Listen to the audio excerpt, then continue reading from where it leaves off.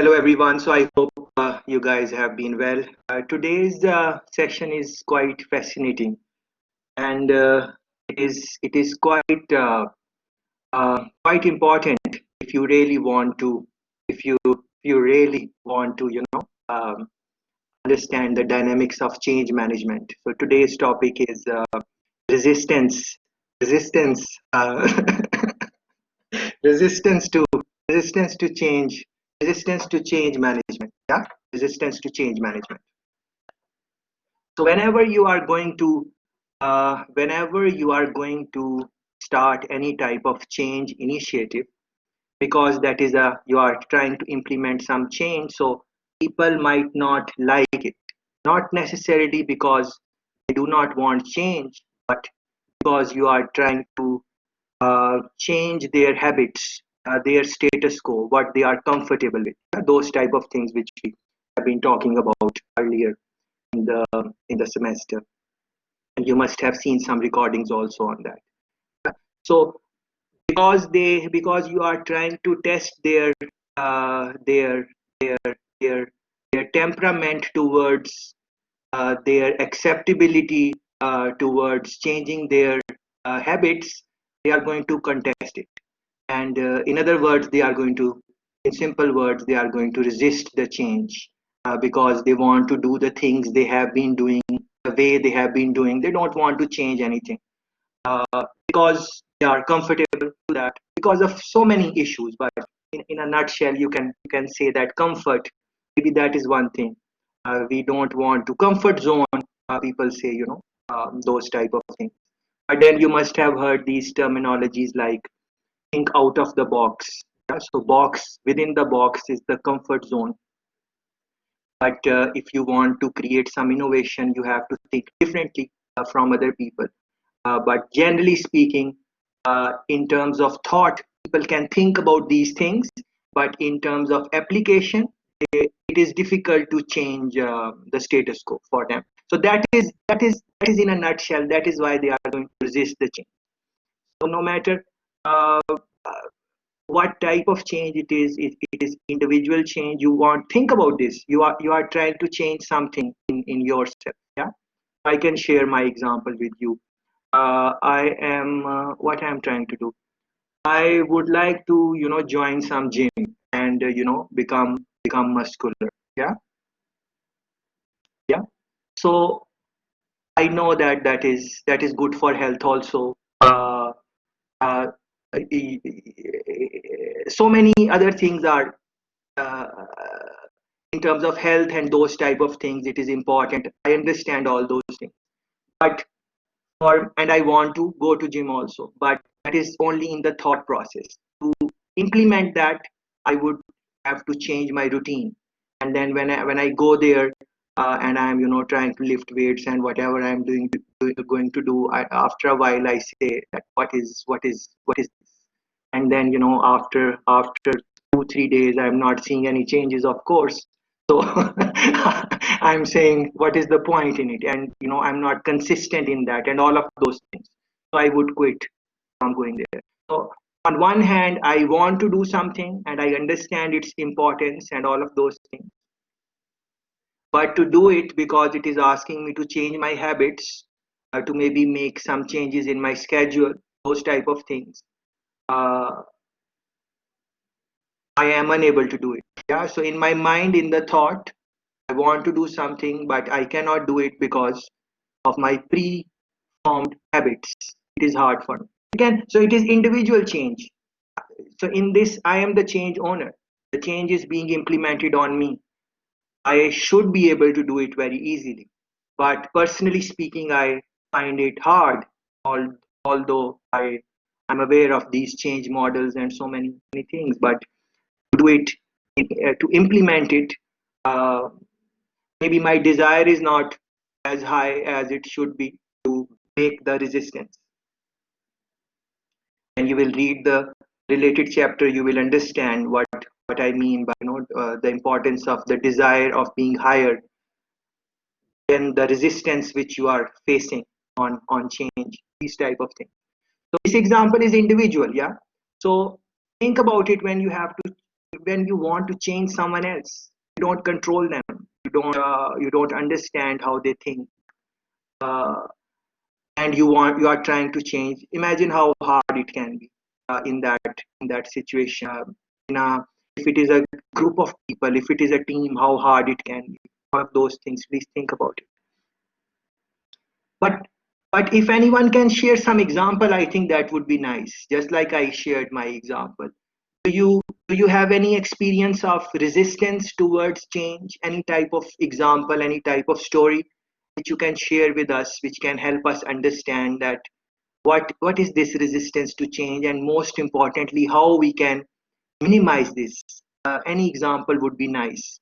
Anything you want to do, let's say you want to do something and you tell your friends that, okay, I want to become a writer, and I want to become a dancer, or I want to become an actor. It's not necessarily about academics, anything you want to become in life. And then your friends say that, oh, I don't think you won't be able to do it, and it is hard, and those type of things, and they discourage you. All of that is resistance. It can come from your family, very close ones also. And it does not mean that they do uh, not want to support you. It does not mean that they don't want you to become what you want to become, but because anything you want to become in life, anything substantial, it is going to give you a lot of obstacles, hindrances, hard work is required, all of those things. And disappointments, rejections, all of those things are part of becoming anything substantial. So maybe they want to save you from that, and that is why they are saying, oh, to become an actor in Hollywood, it will be very difficult, so you can't do it. Yeah. Or you should not do it, or do something else, or stay in your comfort zone, why you want to, those type of things. So please share some examples. What is the point of having live interactions if you guys are not going to say much? I can always post recorded sessions then. Yes. Any examples? Anything you can think about?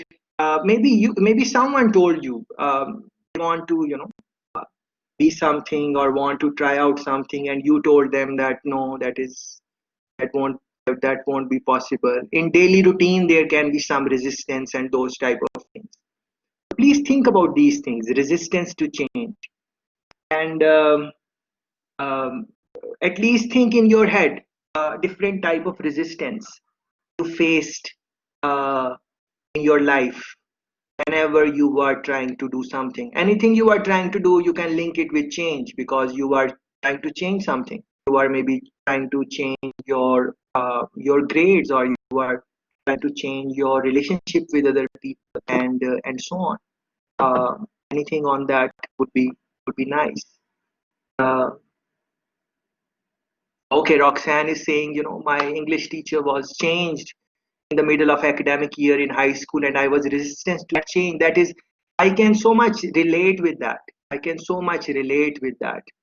um, I had quite a few amazing lecturers, and if I go away from them, I was kind of not happy about it for one reason or another, because I liked them, because I had made some connection or bond with them. uh, so I can definitely relate with that. Shelby saying, at work we moved from face to face to online, and so first they test out the online platform, and most of the co-workers were less attracted. So it forces us to go back to face. Yes, these type of, yes, you want to try something, you want to implement something, especially in these times. Online interactions, and many people would not be comfortable. Yes, Shamara, please, I was looking for some voices. Yeah, please go ahead, Shamara. Okay, good night. I would say also to add to the person that was saying about work. I started out working online, right? Like we'll have class online and so on, and the online work was a bit, for me, it was too much because it's not like you have anyone around you to like, interact with. and so on. So like sometimes when they are talking, like we have training and stuff like when they are talking, like I want to sleep, or sometimes I fall asleep in the session and Yes, so on. But being face to face, you actually have persons around you so you can communicate and so on. yes, But when you're at home, and like, well, for me, I'm working from home now, so at home it's just me and the computer in. yes, So I don't have anyone to like, to communicate yes, with and so, okay, so it's kind of different to adjust to it and yes. so on. Yes, excellent point, and all of us, I think, can relate with this. This type of change, which Shamara is talking about, maybe what would it require? It would require a lot of self-discipline, which majority of us lack, I think, including myself. It is you need a certain type of environment to do certain things. uh, that is how I feel. Maybe some of you are very disciplined and can work in any type of situation and environment. That is very good. That is very nice. But generally speaking, people find this difficult when bed is right there and the desk is right there, and they would want to just have a little nap and these type of things. It is very normal for people, especially in the context where you would see that majority of the people in the world, they are not really motivated about their work. They don't really like their work. They don't really enjoy. You can just run a Google search right now as I'm speaking, as we are trying to have a conversation, and just say, number of people, percentage of people who really are motivated towards their work, global percentages. Run a Google search on this.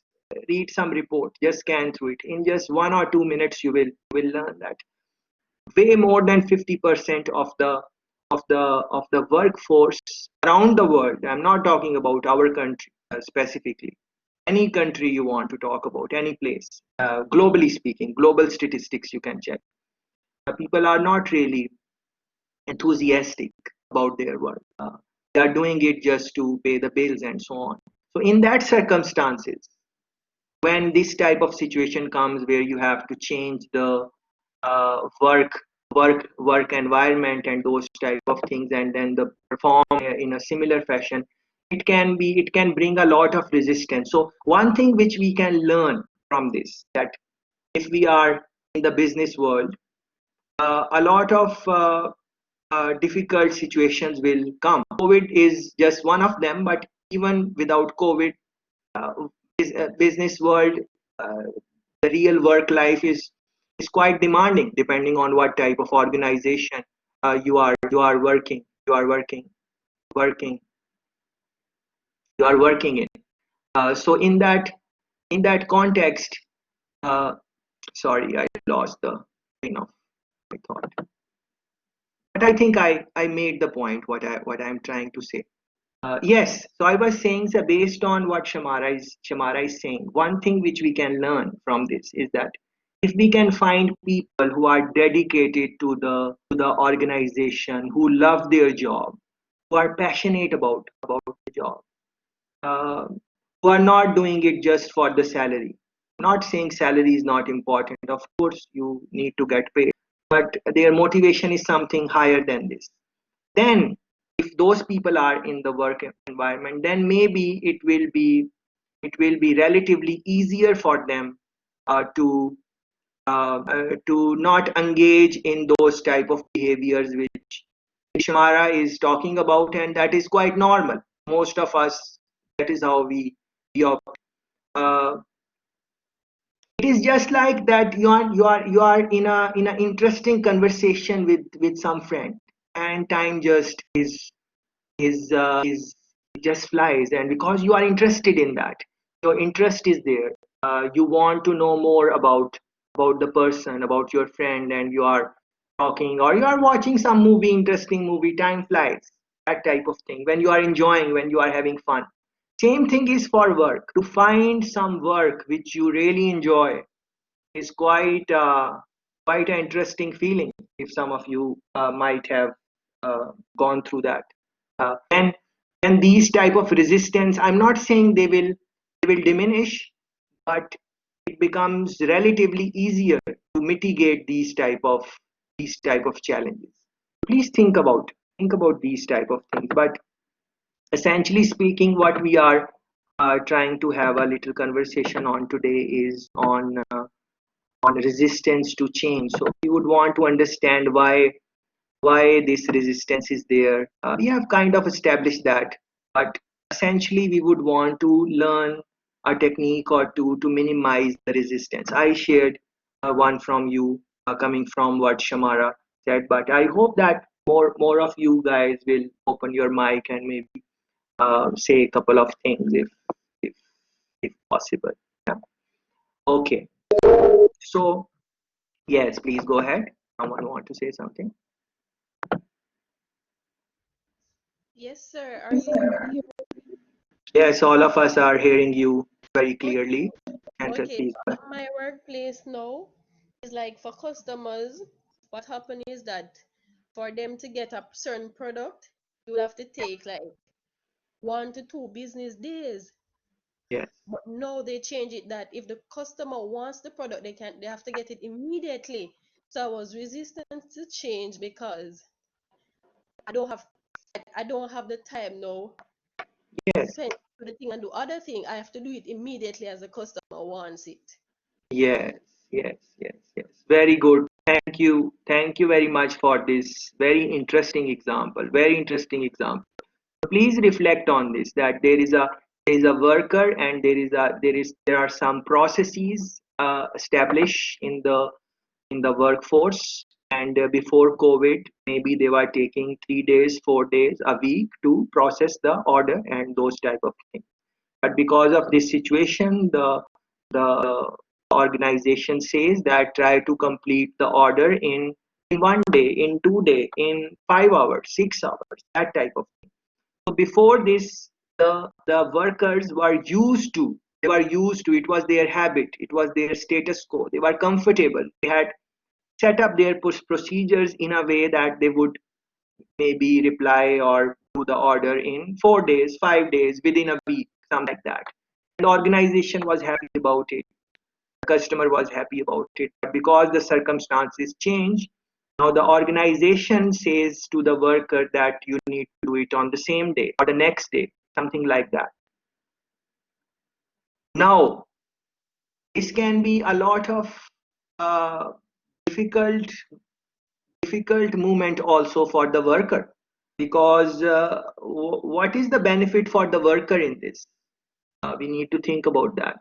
This organization will get a good word that they are doing the job in the faster way. Customer will be happy, but the worker, the employee, uh, his pay is same. Maybe he has to work harder than before, uh, and he cannot maybe say much because the economic condition of the country is tight, and finding a next job can be harder. Those type of things.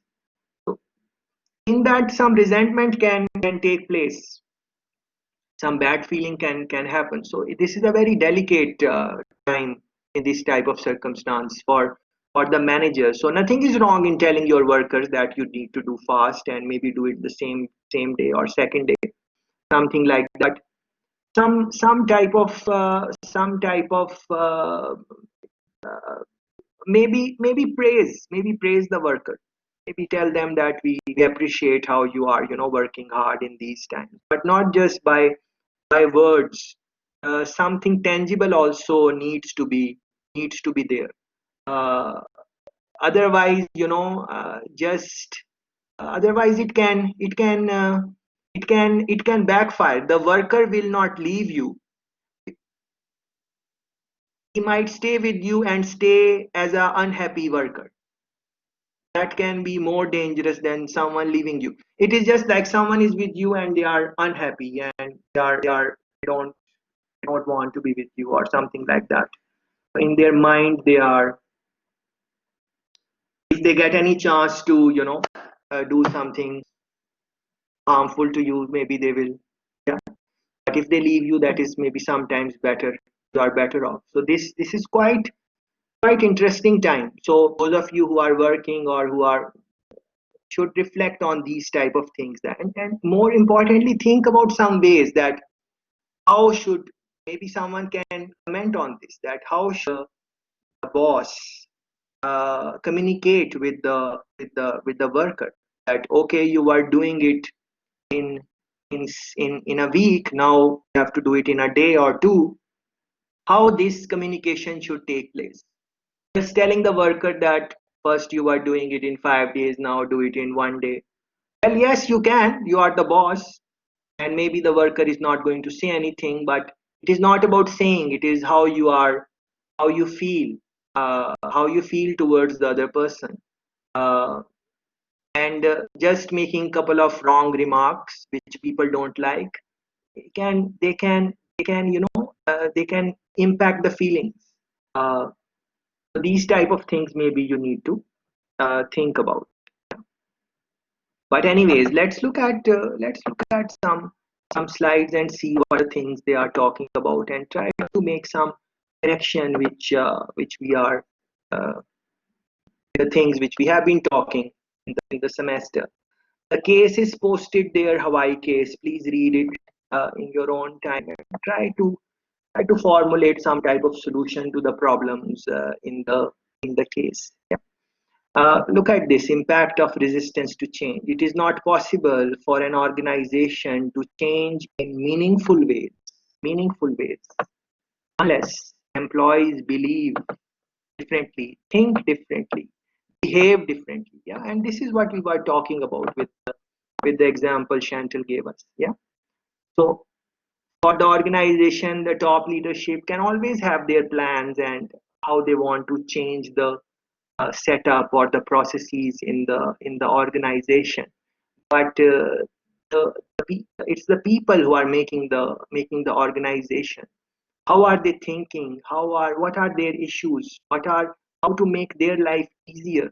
Many companies do this.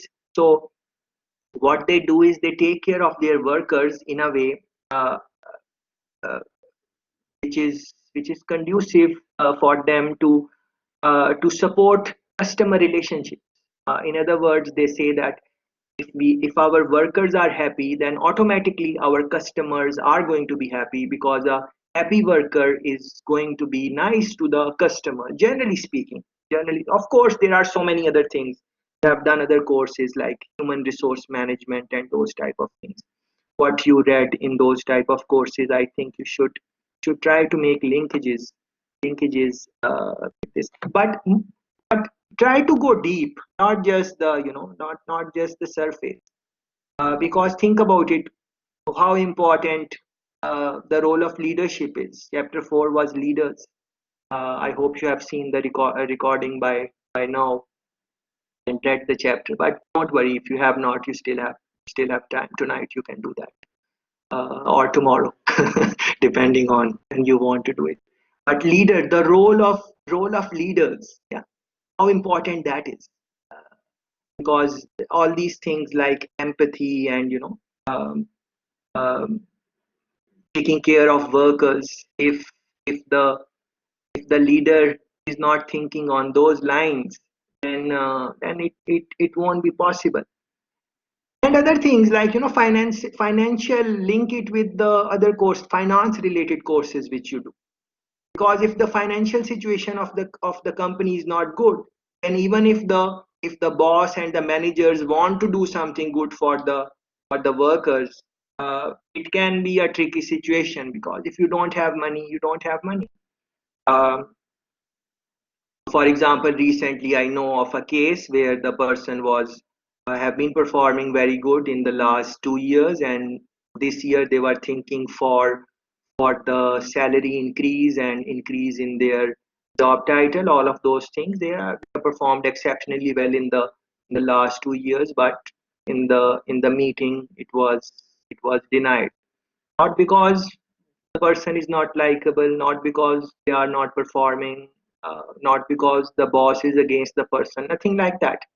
Everything seemed to be fine, but it is just the financial situation of the company which stopped the bosses or the higher ups to make the move. And They tried their best to convey this to the person, and the person was also aware that of course yes, COVID-19 is going and all of those things, but still it somehow damages the morale. It is very strange, but it does, because the person have been working for 1 year, 2 year, day and night, meeting the deadlines, all of those things, and then this thing happens and we don't get what he was thinking about. Uh, yes, it is COVID-19. Yes, the job market is tight, but the person has been working hard. So just by words, it can be tricky. But then people are different. Try to put yourself in the situation. Try to put yourself in the situation. Uh, uh, right with the first semester, when we were in the middle of semester and this COVID-19 thing started and we had to shift the sessions to online. Those of you who are not good in multiple choice questions, who don't like multiple choice questions, those of you who like to write, because in writing maybe they like it that way, they don't like MCQ, and they gave MCQs exams, and then the exam result did not came as the way they might have scored if they were taking a regular exam. Yes, they know that this happened because of COVID, but still the frustration will be against the system or the institute or the course or something like that. I hope you guys can relate with that. What is resistance to change? Uh, any type of it's all about habits. It's all about your comfort, and then you want to change it, and you don't want to then change it because of the feelings, about the emotions, about your comfort. All of that is, you can call that resistance to change. But look at this slide and maybe read the relevant chapter also. The face of resistance, open resistance, it can be someone can you can watch the YouTube clip in your own time, which you are seeing on the screen. The link is there. Sometimes the resistance can be open, where people can tell you that they don't like this and this, whatever. Uh, um, just like in the last live session, we were saying 40 MCQs and 40 minutes, and you guys, some of you were, that was open resistance. You were saying that is not, that's not nice. What is that? 1 minute, and I said yes, I agree with that, and then I explained you what is the reason for that, and then now you know that that has changed. Now you have 1 hour, but in some situations it can be open resistance. What is the culture of the organization? If you are working, the boss is okay with someone to comment against what they are saying? The personality of the boss that is going to come in a big way. Are they someone who are is the culture? All of this links with culture, which is I think chapter 7 or chapter 8. Uh, uh, which you guys will be reading, and maybe we will talk about this also in coming weeks. Cultural practices, cultural norms, uh, how the when how people react, how workers react. Is there a culture of uh, saying openly, disclosing openly your objections, or is the culture that you send emails, or is it culture that you meet one on one with the boss, or is the culture that you just talk with your friends and that's about it, because what the boss has said, that is the final point. So the face of resistance depends on intentional. Look at this one. This is very interesting. This is extremely interesting. Please reflect on that. When the worker won't be able to say something openly, and maybe they don't like the new practice, but they were in the feeling is inside their heart they don't want to support the change. What are some of the things they can do? They can intentionally delay the thing. They won't tell you. They will say, well, yes, I'm working on it, it will be done, but then they will You will intentionally delay it or taking some excuse or something. What can you do? You can't do much about it. Because they are not telling you that what is in their heart from their like just like you are working from home and the boss says that document you are working on it, you say yes, I am working on it, I will send it for tomorrow. And then tomorrow you say, oh, my internet crashed and this thing happened and that thing happened and whatever, you can say these type of things. And then I'm not supporting that you should say those type of things. I'm not encouraging, but that is what I assume people do sometimes. Intentional delays and those type of slowing work down. What can you do? That is why it is important to bring your people on board. But the real challenge with all this, that it is very easy to talk about these things. Very easy. Just walk in the park to talk about these things. You guys can talk on this. I can talk on this. But to really implement these things, that is where the challenge comes, because we are dealing with human beings. And that's why I gave you earlier, I gave you individual example of a person who wants to go to gym but somehow does not. It is there is only one person, there is only one mind. Still the change is not happening. I'm sure you guys are also trying to change something in your life one way or another, but you are maybe finding some type of resistance and it is only you involved in it. Maybe like the major stakeholder is you. So even in one person it can be so hard. Can we imagine that as more and more people are involved in the process, how difficult it can be? Negative comments, that also, when I was saying that, let's say someone says I want to become an actor in Hollywood, some actress or model, I want to become a model in wherever. Yes, so people would say, oh no, this won't happen, and that all of that is resistance. Many times when people cannot do something themselves, they think other people also cannot do it. Please reflect on that. So let's say someone, they're sitting or maybe lying down in their bed right now. I don't know what you guys are doing. So let's say that there is some person, and the person says, he or she says that I'm going to score 40 out of 40 in the in the midterm MCQs. It is MCQ, either it is correct or not correct. What is the big deal? I'm going to look at the slides, I'm going to watch all the recordings, I'm going to think about these things, I'm going to look at the PowerPoints, all of these things I'm going to do and score 40 out of 40. Let's say they decide this, but maybe they have never achieved even a 30 out of 40 before.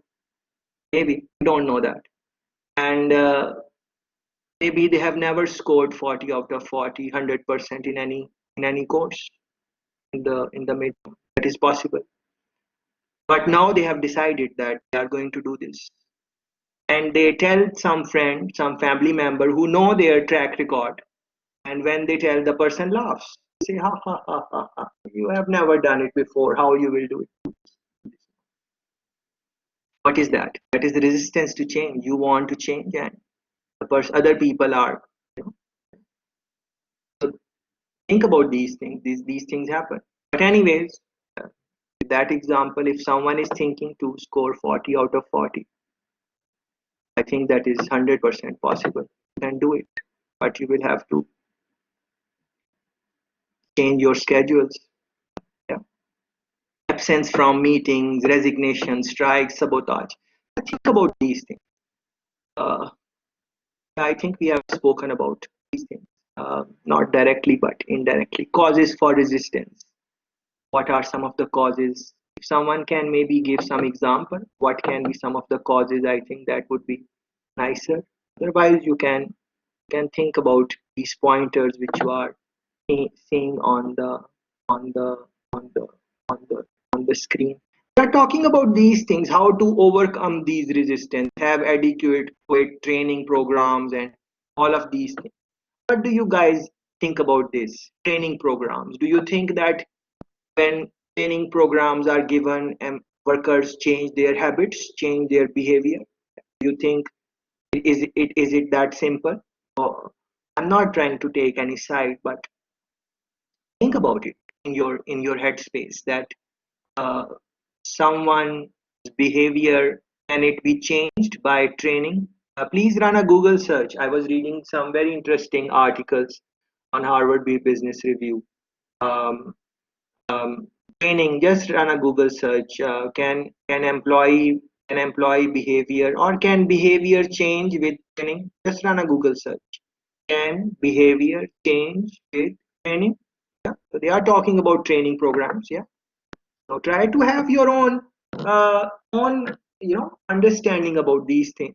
Don't just rely on what I am saying and what you will read in the book and what you will see in the slides.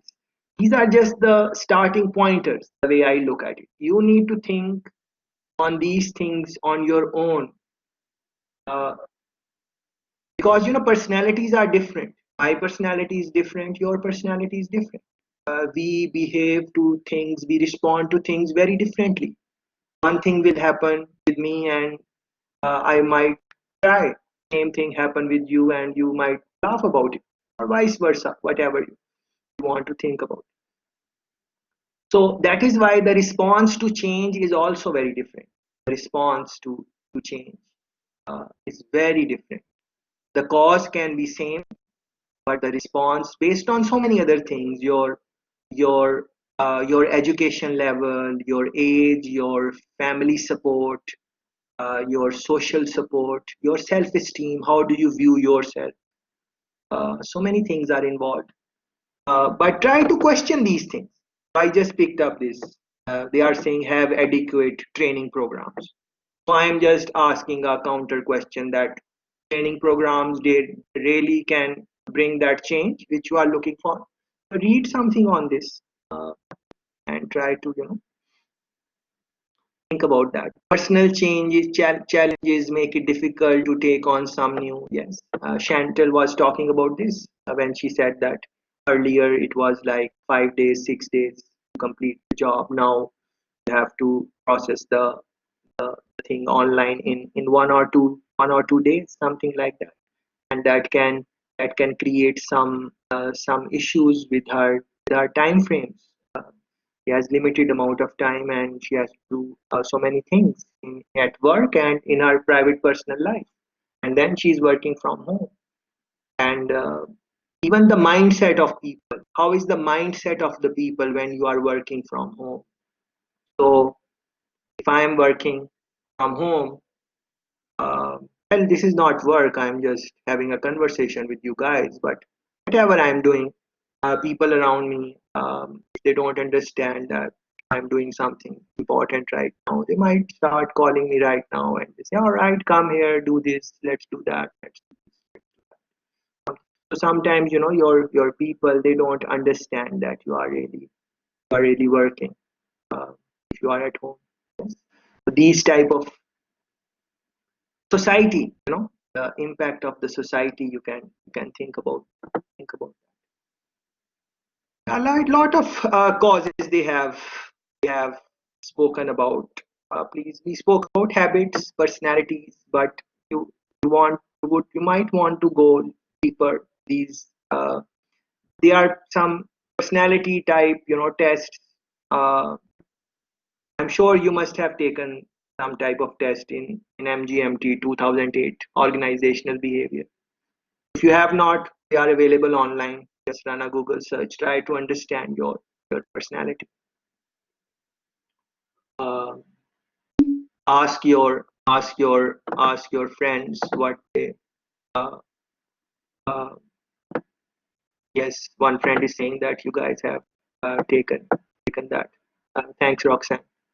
So, uh, but one thing which we can think about is that the personality is not static. Uh, you take a personality test now and you retake the test after 1 year, 2 years, you will find that there are changes in your personality. uh, Many times that can also happen. So for some people it stays same, but there are many people for them the personality change. But it depends on what happened in that year. What are the experiences they went through. Sometimes these big events like someone closer to you, their death, uh, job losses, things which people are going through nowadays around the globe. Uh, these type of things can hamper the or make some changes in personality. Sometimes people can decide and they can try to change their personality also. Yes, of course, it would take time, but to change the personality. But still, it is good to have a reasonable understanding of personality. What I have learned in my own experiences, I can share my experience with you. That I have seen that the situation when I am in a new situation, that tells me a lot about my personality. So maybe I would think that if that thing happens, I would be I would be very upset. But when that thing happens, maybe I'm not that upset. So I thought that I would be based on my understanding of my personality. But when that thing really happened, it did not really upset me as much as I thought. Or otherwise, maybe I thought that if that thing happens, I would be very angry. Uh, but when that type of thing happened, I was not angry. Uh, so that is quite an interesting uh, thing for me as I try to understand myself. But everyone is different. Maybe what is your experience? Can you predict your personality? Like uh, if you have not been in any situation, can you predict how you will behave in that situation? Um, like for example, if someone just, God forbid, someone is there to rob you, let's say now, and they are outside. What do you think? How will you react? Maybe you think that you will be you will be uh, very afraid, and you will be fearful or something like that. But when that thing happens, maybe you react very bravely, and you start beating them or something like that. Yeah. So you would have to think about this, I think. And yeah, I think if you think about these things, then maybe you can find some answer. But there is no easy answer for these type of things. Yeah, security in the past, that is what it is. Comfort, your comfort zone, uh, are more secure. Now the things are being changed, and you feel. This is another recording. Please watch it in your own time. Overcoming resistance to change. Yeah, I think that is something which all of us should be thinking about. Because yes, the resistance it will be there, and but the real question I think to think about is how to overcome that resistance. And either the resistance is coming from self, or is it coming from friends and family, or it is working from a workplace or environment, wherever it is coming from. How to minimize that resistance, how to overcome it, how to win over that resistance so that you can bring the change which you want to bring. First thing, I think we should acknowledge that resistance will be there. First thing, please acknowledge that whenever you are going to bring any type of change in yourself, in others, may it what be, there will be some type of resistance. As a matter of fact, I was listening to this very interesting talk, and maybe I wrote this point down. Maybe you want to write it also. That you are saying that if there is no resistance, then it is not a change. A beautiful line. What a beautiful line it is. I really liked it. Yeah. So think about this. If there is no resistance, maybe it is not change. So this is a quality of change, that it is going to show you some type of resistance. So Acknowledging this will give you the understanding that whenever you are going to create some change, people are going to resist it. So when you have that type of understanding, then you don't go in the system with thinking that everyone will cooperate and they will lay down roses on the road for you and everything will be fine. You don't have that fancy imagination. Then you understand that yes, there will be some type of resistance. And then you try to spend some time, try to understand why people are resisting. What is the reason? Uh, how you can know that? For that, you really have to talk with people, understand them. How that is possible? That how to do that? Spending a lot of time to really understand your workers, your colleagues. The more you talk with someone, then you maybe slowly over a period of time you understand them. Why your friends understand you? Why? Because they have spent a lot of time with you. They have seen you in different situations. They have seen you doing different type of crazy things and good things and all of those things. So they from there they have developed some type of understanding about you. But maybe that is not possible in the workplace dynamics. So really need to think that what strategy you would want to implement to help you understand people. Yeah.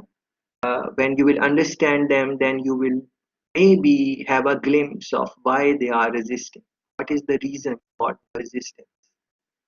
And then maybe you will have to spend some time in minimizing that resistance. Uh, and then over a period of time, that change will happen, or maybe it will not happen. We said it in the first session, I think, that more than 70%, 80% of the change initiatives, they fail. Why do they fail? Because every change is going to give you some type of resistance. How to minimize that resistance? You have to do these type of things. You have to understand people. You have to understand why they are resisting. And you have to, take care of these things. And then you are in the business world and you have your competition and you have to satisfy your customers and then all of those things are there. And then you also have your own private personal life. You have your issues and whatever you have it in there. So in all of this scheme, it becomes very difficult to really understand why people are resisting and then satisfy them and then bring them on board so that the change initiative is successful. That does not happen, and that is why the uh, rate of failure is very high across any change initiative in any field in any country. And you can run the Google search and you will know what I'm trying to say. But based on what I'm seeing here, they are saying that to overcome resistance, education. So this was part of education that I'm trying to uh, share my thoughts. What I have read is with you guys. Communication. If you will, some of you have read couple of things. So that would be communication. Yes. Uh,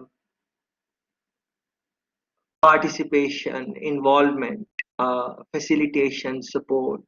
You negotiate with them, just like that example which Chantal gave. From 5 6 days to fulfill the order to 1 to 2 days to complete the order.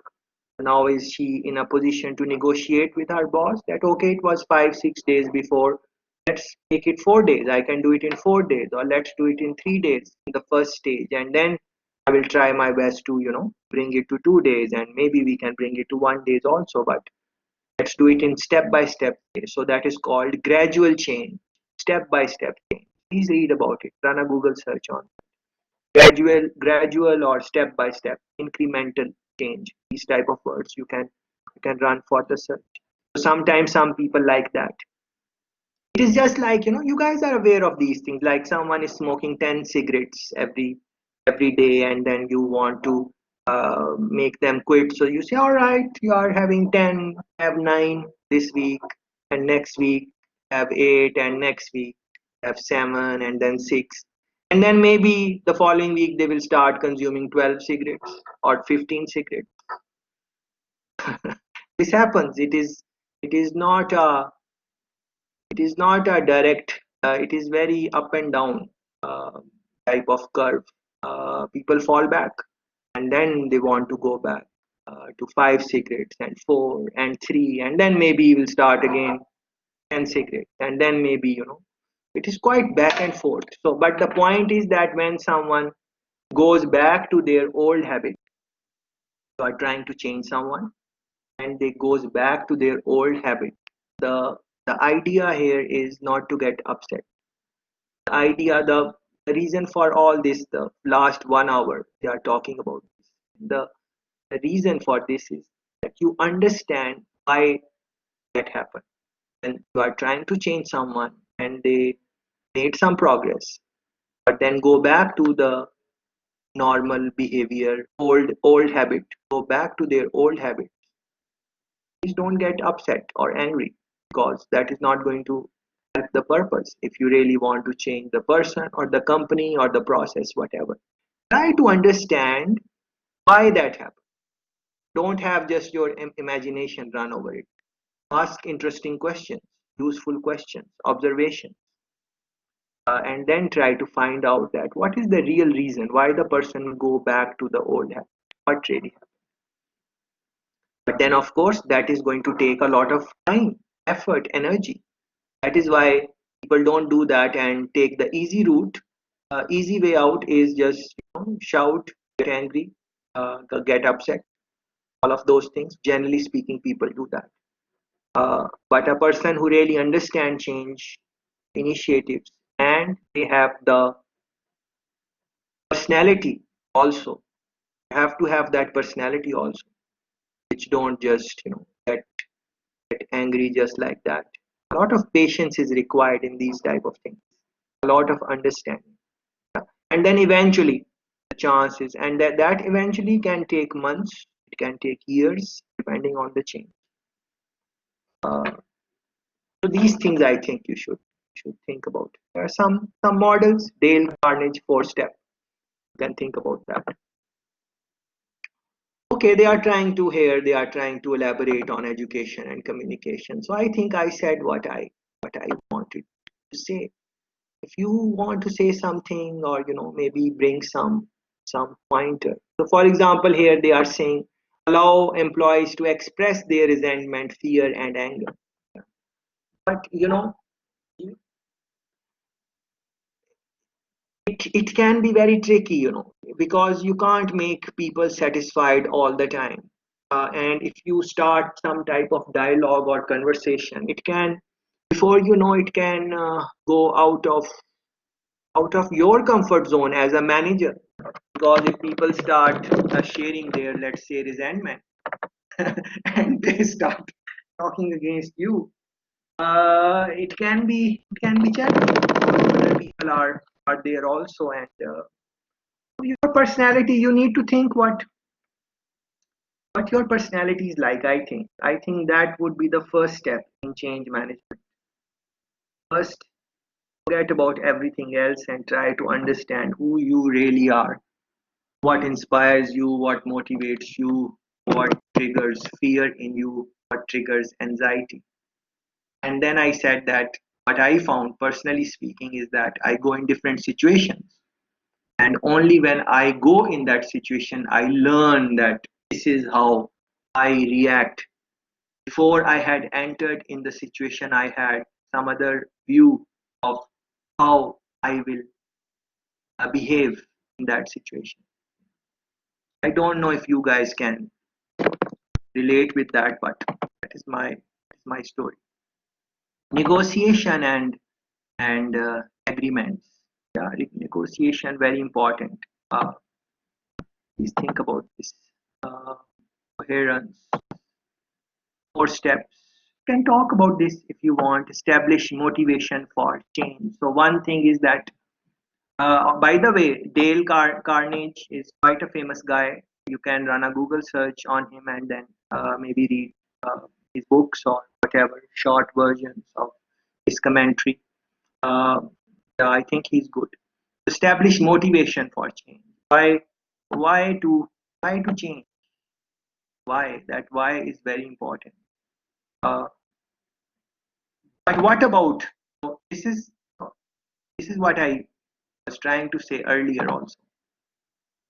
What about if the worker is already motivated to bring the change? If the worker is motivated to bring the change. Let's try to think of something. So I am asking you guys to read the book. Read chapter, I think we are on chapter 4 or chapter 5. We looked at. Have reached chapter 5, I think, or 4. So I'm asking you guys to read the book chapter. Maybe you guys don't read books. I don't know, yeah, what you have been doing in the earlier semester. So now I am asking you guys to read the book chapter. And because you guys are not used to it, that is not your habit. So there can be some resistance and you don't want to read it. And then I have to motivate you that, oh, read it because you know it is important and you will have some MCQs maybe from there. So please read it, it is important. You will have a better understanding of change management, all of those things. And even after that, will you really read it? Is it interesting enough for you to read? Why are you doing this course? Why you are doing it just for to get the credit, or because it is you have to do it, or you are doing it to really understand that change. This is important topic, change, and change is in life. It would be good to have a little understanding of what change is and how to manage change and all of those things. It will help me. Are you doing it for that? Different people would have different motivations. So what I'm trying to say that a person who is self-motivated, you don't have to really change them much because they are self-motivated about it. So your objective and their objective is same. So my objective for you is to read the book, and if your objective is also to get a better understanding of the topic of change management, then I would not be telling you to read the book. You guys would be telling me, oh, I yeah, last night I read this article, so I thought that maybe I should share it. I don't know. Maybe tomorrow someone will send me some article or something, or they watch some interesting clip, or they have some observation or something like that. And so that person maybe is more motivated than other people. So they're not just preparing for the exam. Exam is important, of course, but they are preparing for more than exam, something like that. Same thing for business. So a business was serving the client's order in 7 days before, and now the business says that you deliver on the same day in couple of hours. So if the worker is exceptionally motivated for their job, and for them their customers are like their priority number one in their life, then no matter what is happening, COVID is happening or COVID is not happening, they are going to find a way to deliver to the customer because that is their priority. I'm seeing around people's priority, they are doing whatever is important for them. People are still doing those. People have not stopped those things which are really, really, really important for them. Yes, they are taking precautions and all of those things, but what I'm saying that when we want to really do something, we find a way. Uh, uh, I think there are some sayings on this also. I'm forgetting them, but when we really want to do something, we really find some way to do it. Same thing is for this. That is why to find the right type of worker for your job, I personally think that that is key. That is key, I think. You find the person who is already motivated to do the job. When they are motivated, they are thinking day and night how to improve on their job, for their self development and for the development of the organization. And you don't need to tell them that. Yes, every now and then, yes, there will be some meeting. Even without that, they have that desire to do the thing. They are self motivated. I'm not sure if I am making sense. Yes, so think about this. Some of you are might be self-motivated to study. So you are just there with your books and your laptop and what you have to read and your slides and and you are just studying on your own initiative. Mummy, daddy, or guardians, or anyone around, they don't have to tell you to read. You just are just into your courses. You will just read it just like that. Yes. What is that? You are motivated for the change. But on the other hand, if your mummy daddy have to establish the motivation, they need to come and they need to, spank you or whatever tricks they have, or threaten you, or whatever, whatever. Different parents have different techniques. So that would be, they will have to establish. But when they are gone, they will come in your room or wherever you are. You will start studying. But when they are gone, you are, or maybe not studying, you are doing something. So that is the difference. So what type of worker you want? That type of worker who will need to be motivated by other people, or that type of worker who is self motivated. Try to think about these things. Very interesting. Analyze the situation, plan of direction. You can think about these things in your own time. So some cases are there on online. Please spend some time looking at the cases, and then try to find some solution to the problem which the case is talking about. I think that would be nice if you can do that. Um, I would like to move on to implementation and assessment of change. But before that, what are your thoughts? I've been talking about 1 hour. Please help me, support me in giving some thoughts, some things. What are your comments about resistance to change? What works? What does not work? How to minimize resistance? What are the real causes of resistance?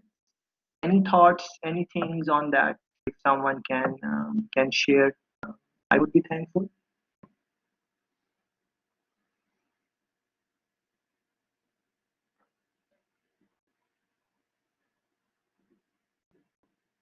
Yeah, and this is exactly which what we are talking about. That yes, see, there are like 100 people who have enrolled in this session, and then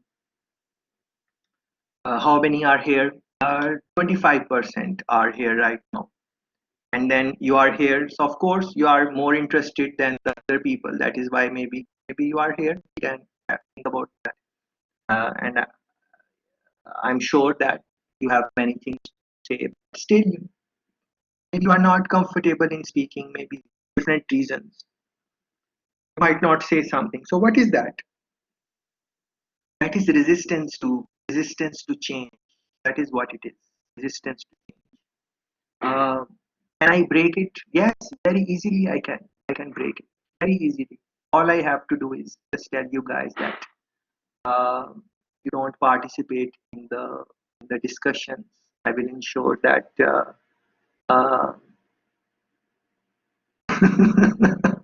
Yeah, so I can say that there will be marks for participation. I can do something like that, and then you will see that suddenly the atmosphere and the dynamics of the room will change, and people will start speaking. So, but I don't want to do that this time. Um,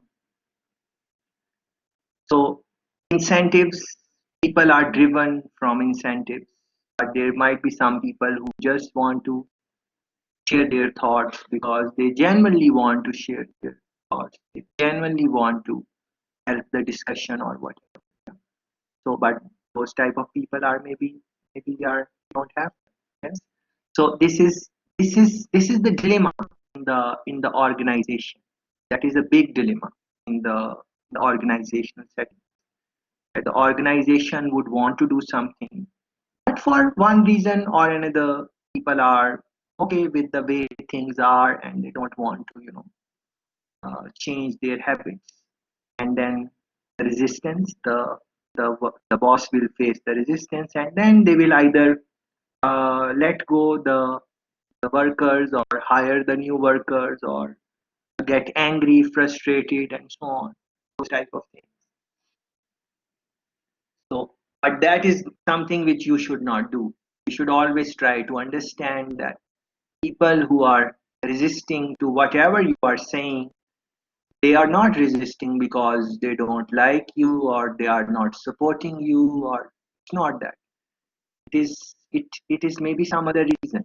uh, you will have to explore that, and then slowly you have to bring people on board over a period of time. That is what you can think the way uh, you feel comfortable. Let's quickly look at some of the slides on implementing implementation and assessment of change. I think you guys can see the screen, or no? Someone can tell me. Yes, I can see the screen. Oh, thank you very much. So implementation and assessment of change. Yeah? Implementation and assessment. So think about this based on all the things which we have uh, done in the course so far, last 4 or 5 weeks. I think the last session, which was live for us, I think last, it was also talking about similar type of. Uh, so please try to make some linkages. So implementing change, for example, look at this one. Do it. They are saying do it in stages. And a while ago we spoke about this, that sometimes people would want to do a gradual change, step by step type of change. Incremental, sometimes they call it incremental change. So those things sometimes people do. But it depends on the personality. Sometimes people just decide something and then they just start doing it. So reflect on in your own life the type of people you meet or you know. I'm sure you can think about some people who would change, but they would appreciate gradual, step by step, do it in stages type of change. On the other hand, there might be some friends, some people you know who would go all out. So I gave you example of cigarette smoking, for example. So they were smoking cigarettes, and then they would say, "All right, from from now on, no smoking for me," and that is it. And they will just stop. Different people are different in uh, in in that sense. Bruce, what are you going to do with the WhatsApp group, man? Come here and see what is happening. Yeah. So do it in stages. Allows for smooth change. You can think about that. It reduces confusion. Uh, this is very interesting. Short-term wins. This is very interesting. 5 stages.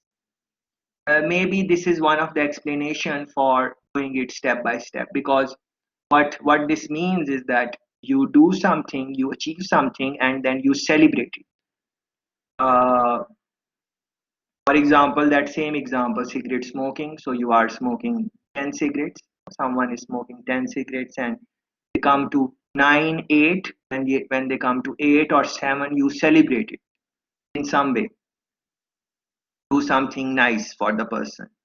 Uh, so and let them, uh, understand that that you appreciate that they have they have they have done something about it. So although it seems very little improvement from 10 cigarettes to 8 cigarettes, they just uh, decreased 2, and they have not stopped 100%. But still it is important, because for me and you, we don't smoke, so we for us is we won't be able to understand. But people who smoke, they really say that it's quite addictive and it is very hard to quit and all of those. So in that, any little improvement you celebrate it. Short term, this is called short term wins. So any target, whatever, at workspace, in your home, at school, you can think about any example which makes sense to you, and then you then you think about these short-term wins. Like for example, I gave you this example of someone thinking about getting 40 out of 40 in the midterm. So even if they don't get 40, and earlier they were only getting like 30 out of 40 in their previous courseworks, in the previous courses, and this time let's say they get 35, 36, so they should not get upset or worried. Although they wanted to get 40 out of 40, the target was 40 out of 40, but because they have shown some improvement towards the change, then they should celebrate it. This is what the literature says, at least. Yeah, short-term wins, you are coming closer to your goal, still celebrate it. That that celebration, they say, it gives you some type of motivation. But for other people, it can be different. They will say, all right, we will wait till the target is achieved and then we will celebrate. So it depends on your circumstances, your your personality, how you view all of these things, uh, and the other things which I mentioned earlier. For example, it is a possibility that the person, if they don't see any type of encouragement or any type of short-term win for them, they um, they they just quit and go back to their earlier actions, their previous behavior. And look, try to link it with other courses. For example, human resource management, some type of incentives like bonuses. You achieve this, we will give you this bonus. You achieve this, we will give you this bonus. You achieve this, you will get this. What is that? All of that is linked with this short-term wins by stages. If you can reflect on that. Communication is going to be pretty big in this, and in overall change management. You guys have established that in the earlier sessions also. I remember some of the friends were saying, they were talking about the importance of communication, and communication which the target audience understands. uh, that is real communication. Otherwise you are just talking. Yeah. So am I right now, am I talking or am I communicating with you? Yes. Because of this mode where I cannot see you, and yes, I can't hear you, but I can't also see you. So your body language and how you are feeling about what I'm saying, and your facial expression and your eye movement, and you are smiling or you are angry. I'm not aware of all those things. So looking at that, I won't say to me this is not communication. Uh, so in this type of environment, when I am trying to anything which would make you change your behavior. So let's say I'm saying, say something, make some comments or so that is change. That can be very tricky and hard. And maybe you are doing something else. You are as you are listening or joining the session. Maybe you are having your dinner as as you are in the session. So all those things are need to be mindful about that. uh, Implementation, carefully identify change implementers. Who are the people who are going to implement the change? Who are the major key players? uh, do they understand all of these things which we are talking about? Yes, they understand these things, but do they have that personality also? For example, I can say that you should be patient in change management situation. But am I really a patient type of person who can show patience, or I am someone who wants things done quickly? So saying is one thing. I can say whatever I want to say, but what do I show from my behavior? You would want to analyze that also. You won't just give me the job of change implementer because I'm talking about these things. I think you should not. You should also observe me in some type of change situation and then see for yourself, how do I behave in that situation? What is my personality like in that change dynamics, not in a setting where we are just talking about it in the real scheme of things. And that is why, when you will apply for jobs, all the people are going to ask for your experience. What is your experience? They will say, I have a degree in bachelor's. They will say, yes, you have a degree, but what is your experience? So that is what I'm talking about. Experience you would want to think about. Prepare and educate them. Use a timetable, sequence of all of these things. I'm sure you can think about this thing. And we have been talking about this. Paying attention to employees' behavior, how they behave, buy in. Have they bought in what you are saying? So Chantal gave us very interesting example earlier in the session about initially completing the job in a week and now completing the same job in a day or two. So yes, the workers like Chantal, they are doing it, but have they really bought this in? Do they really see the importance, or do they think that that is the right thing to do in these circumstances? What do they feel? Those type of workers, do they feel good about the company, or do they have some type of resentment about the company? Or what are the issues, challenges, all of those things you would want to. Yeah, I don't feel like repeating the things which I have said earlier. So please make connections uh, yourself now. Why it is challenging, I've said a lot on that. This is extremely great model. Okay, you guys are writing something in the chat. Okay, yes, shall we see what what our friends are doing? They are focusing on the WhatsApp. Okay, so quarter. This is extremely important model. There are many models in the book, maybe more than 20, and if you guys are watching the recordings, you will see that we will cover all of them. This one is really one of my favorites, and as you will read more about change management, you will understand the importance of this very important model. Cotter, Professor Cotter is from Harvard University. He's one of the top guys in change, and he has developed this 8-step model. And I have posted my talk on Orwelly under today's session. I have already posted it. So please watch that. It's a must watch. You need to watch that and reflect on that. These 8 steps, I have spoken about these 8 steps and some examples. And then at the end of the talk, there are some question answer sections. So I think you should pay attention to those question answer.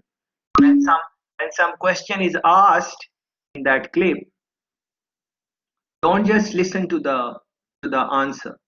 You just pause it and try to think of your own answer. If you were asked that question, how would you respond?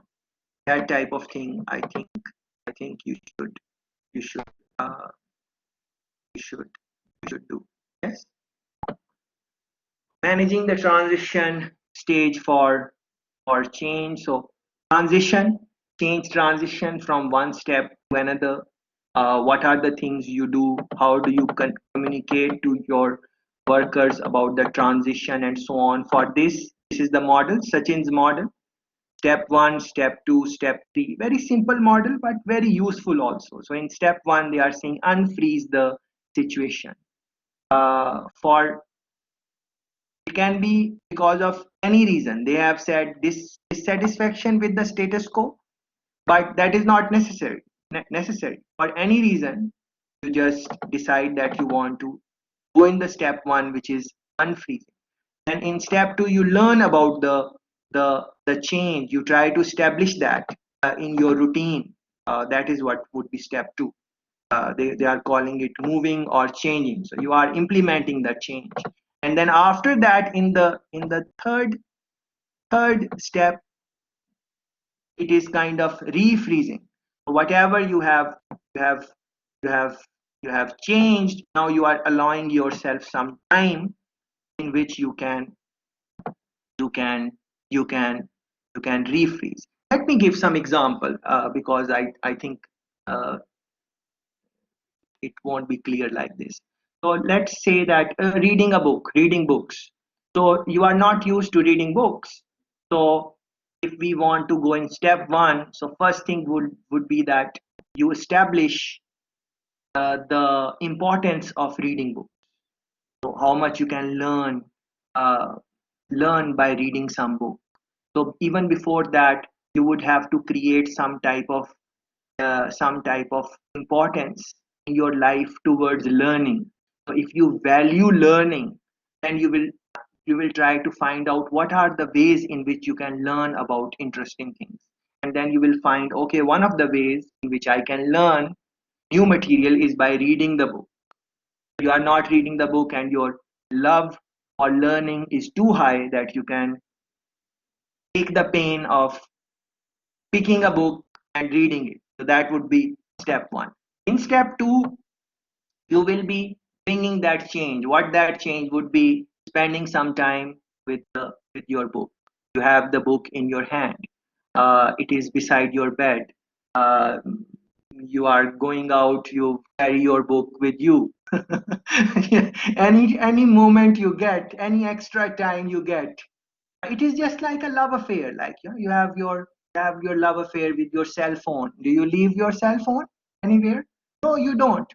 You, even when you are going in the washroom, you take it with you. So wherever you go, it is in your hand. So that type of love affair you need to create with the book, and then you start reading it, and over a period of time you will understand that yes, it is good and you are learning new things and so on. But that is not enough. In step 3, you refreeze, because it is very likely, or the chances are high, that you are in step 2 where you are reading the book and everything, but then you go back to step 1 where you stop reading it. Maybe because you are reading it because it was assigned reading, or you had to do it, you had no choice. Maybe that is the reason. So it should be internal motivation also that you need to think about. And once you have been reading the book in step 2, then step 3 would be refreezing.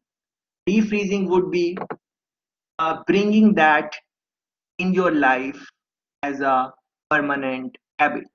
So you make it a habit that before you go to bed, you read 2-3 pages of the book, or whatever it is. It can be exercise. You exercise before you go to sleep. Whatever change you are trying to implement. So although this is very simple model, Sachin's model, but I think that it is extremely important and very useful and practical model also. That step 1, to understand why the change is important. Step 2, you start doing the things which are in the change, and step 3, you try to bring that in your daily routine, in habits, whatever they are saying relational changes for the alignment with others. Alignment, what is alignment? Alignment with your daily habits, your routines. Yeah, these, not hard, but think about these things. Yeah, developing a strategy, planning about it. How do you develop a strategy? Yeah, you have a course, strategic management. You think about strategy in that. So very important that you really need to think about what would be the strategy depending on who you are bringing the change into. So when you are trying to think about some strategy, you will be thinking about all these things which we have been speaking, which we have been speaking, speaking, speaking, uh, speaking today. Yeah? Communicate, uh, measure, assess, then you implement the change, and then once you have implemented the change of reading the book or doing the exercise or whatever the change is, then you would want to assess it. You would want to see if it is working or not. If it is not working, then You will not get disappointed. That is not how you bring change. You will try to reflect why it did not work. What is something which you need to do more? Yeah, those type of things you always you are asking why, what is happening, what else I can do.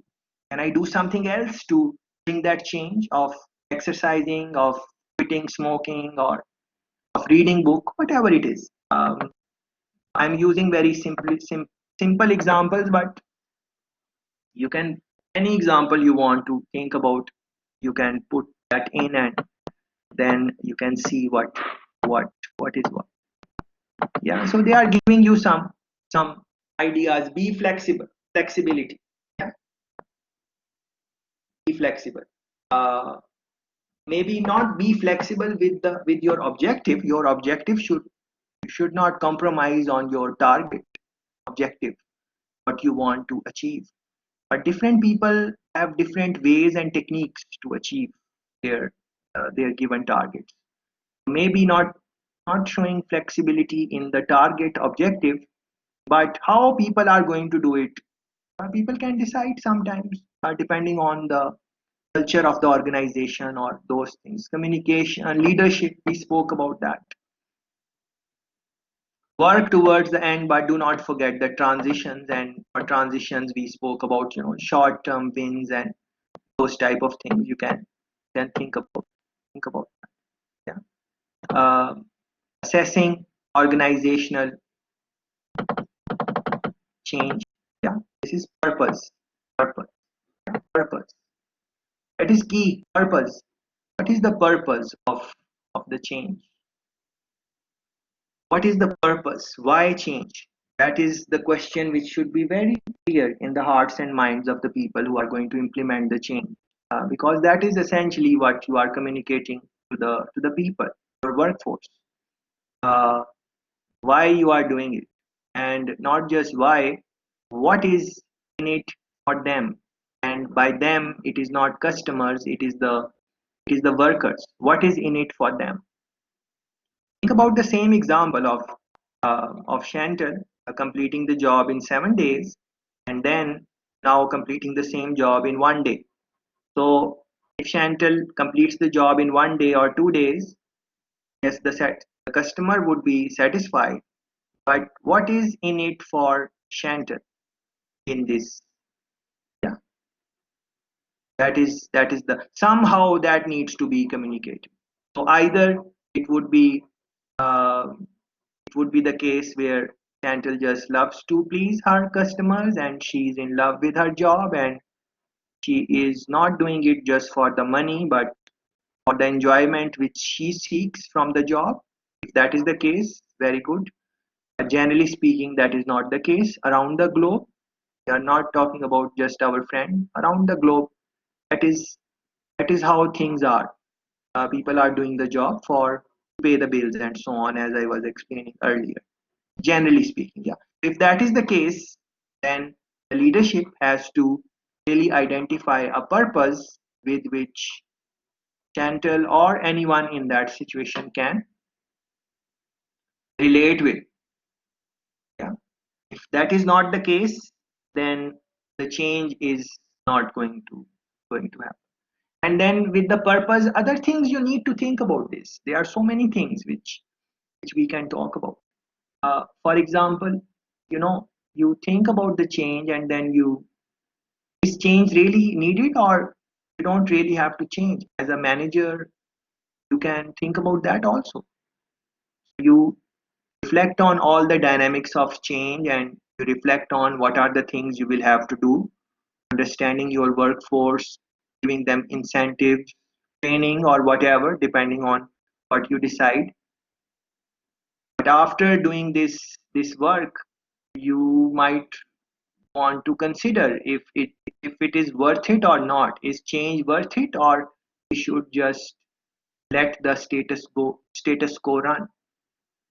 Sometimes people assess the situation, and after that they realize that change is not worth it, or they don't have time or energy right now to bring that change, so they will not bring that change right now. Yeah. They will wait for the right time, right, right, right.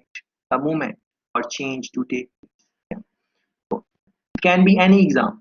So, for example, we spoke about reading books. Maybe you are passionate about learning. Maybe you would really want to read books and stuff like that. But right now, what the circumstances in your life are, they are taking a lot of time, and your priorities are different right now, and you don't have that time. But you are not wasting it. You are spending it wisely, your time, and you have your other objectives. Maybe you want to be some entrepreneur, and you are thinking about what are some of the things I can work on in these times. For example, how can maximize from the situation of COVID. Is there anything you can offer online or something like that?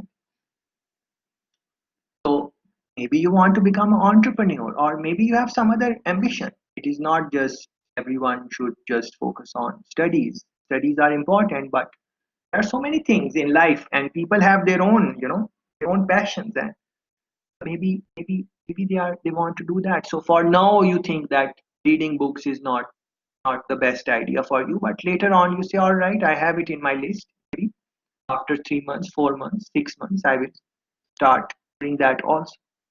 It is about prioritizing. So if you, what I'm trying to say, if as a company you think that you don't have enough energy, enough resources right now to implement the change, you should not implement it, because it will change takes a lot of effort, a lot of energy.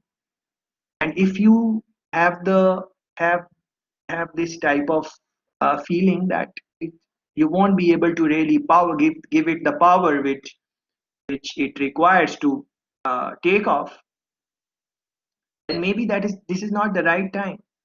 Because if your change initiative fails, uh, what is the impact on the organization? You want to change something, and things don't happen the way you think or you thought in the organization. Your organization may get a bad name, bad reputation, that they did something and they failed in it. Uh, your workers and employees, their morale can be down, because they will feel that we tried to do this thing but it did not work out. Yeah. Your customers, you may lose your customers also, because they see you as someone who fails and don't do the job properly. Yeah. We judge each other. No one goes behind the wall and see, if you if in a semester someone fails and they tell their friends, I fail, generally speaking, fail is just a fail. Who is going to go behind and try to understand what were the real reasons and what really happened, and it was not your fault? But if people are going to ask you 40 MCQs in 40 minutes, then what can you do? Can fail. Yeah, those type of things can, but no one goes that deep. It's just on the transcript it says pass or fail or the marks and so on. Why that thing happened? Why, when you will try to bring that change and it will fail, people will not remember why that thing happened. They would just remember that you failed. Organizations and uh, managers, they need to think about this also, yeah, as they are looking about purpose and so on. All of that would be in the planning, how they plan, how they identify different methods. Results will come, and then they will, change uh, their practices, their procedures, different methods they can use to analyze if the change is working or not. I'm sure you guys are familiar with that. Questionnaires, surveys, focus groups, interviews, checklists. You have seen these type of checklists. Even on campus, I have seen some checklists on campus. Like for example, in the washrooms, you will see uh, these type of checklists. So if UV is trying to have a policy that the washrooms should be cleaner, and there should not be a lot of people should not be drawing pictures and leaving their phone numbers and stuff. in the washroom or something like that, then they would have for that I think they have some checklist behind the doors, and people will come and they will inspect, and they will clean it, and as they clean it they will put the ticks, appropriate ticks, and so on. You can check it out. I have seen it on the behind the doors of washrooms and stuff. Those are checklists, but there are many ways. Interviews, they are interesting tool, interesting way, but are people really going to tell you the truth, what they really feel, or they will just tell you what they think you want to hear? That is an interesting uh, thing to reflect on. Uh, that is very interesting thing to reflect on. Like, people will really tell you their mind, what they really think, or they will give you a response which they think you want to hear, especially in the context when we are the worker and we have our boss. We want to tell our boss the truth, or we want to tell them what we think will please them. This is very interesting thing to think about. It can Our past experience can dictate this. Maybe we are maybe very truthful person, and in our first job we were very truthful, and we were telling what was in our mind, and then things happened and it did not work in a nice way for us, and then we learned to be more political or diplomatic, or using the right words and those type of things. Now we don't tell them the real deal. Yeah, these type of things you would want to think. This is very much linked with the culture of the organization also. I would suggest that start looking at that chapter, but that will come a little later. I think it is chapter 7 or chapter 8. Culture, bringing changes. Observations, yeah, I spoke about that. Observation, observing people, just observing people. Uh, that can that can help. How they did in the past with the change implementation, because most likely this is not the first change initiative which an organization is taking. Maybe they have taken some initiatives in the past also. So what was the result of those initiatives? Like any type of change which the individual or the organization wanted to bring in the past, what was the result of that change? Was it successful? Was it not successful? If it was successful, what happened after that? If it was not successful, what happened after that? That type of documentation can help you understand. Uh, uh, but personally speaking, I feel that uh, and you can have your own opinion on this. I don't feel that the past is a prediction of future. Past can, yes, give you some guidelines, but people change, things change, and maybe they were not just like you guys. Maybe you guys were not scoring a GPA of 4, and maybe your GPA is 2.2. But can you achieve a GPA of 4? Yes, you can. Why not? But you will have to change your schedule. You have to change your priorities. And generally speaking, people say that, oh, the past performance, most likely it will not happen. But based on my observations and the way I look at things, once people decide, there is a lot of power, lot of potential in human beings. Once they decide that they really want to do something, and they find some way to do it. But that is my personal opinion. You can think about that. Case studies, that is what I meant. Okay, that would be a case study if you will be looking at how the organization behaved with any type of change implementation in the past, and were they successful or not. Uh, that would be a case study. And this was some few words on the topics which we wanted to look at look at today. We wanted to look at resistance to change, why people resist, how we can minimize the resistance, uh, and then when we are implementing or assessing for change, what are some of the things we can think about. So in that, I try to give some of the examples which were coming in my mind.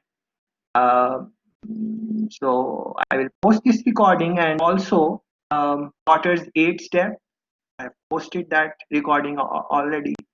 I would suggest that you watch it right away if you have time, maybe before you sleep, or maybe tomorrow morning, before our next session, which should be tomorrow, and we are going to talk about planning for change and change agents. Please watch that. With this, I am stopping the recording. Thank you very much.